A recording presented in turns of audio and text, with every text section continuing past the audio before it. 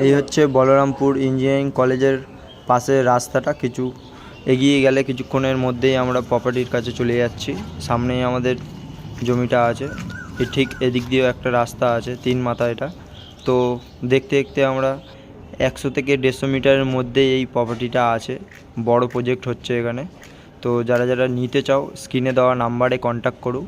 আমরা দেখতে দেখতে ঠিক প্রপার্টির সামনে চলে এলাম।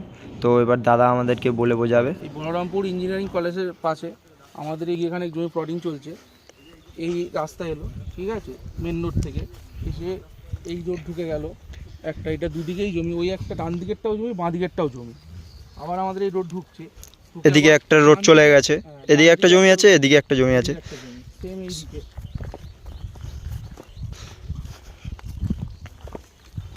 সামনে কিছুটা এগিয়ে গেলে ফের রাস্তা আছে। আবার একটা রাস্তা, এখানে একটা রাস্তা চলে গেছে, আবার এদিকে একটা চলে গেছে।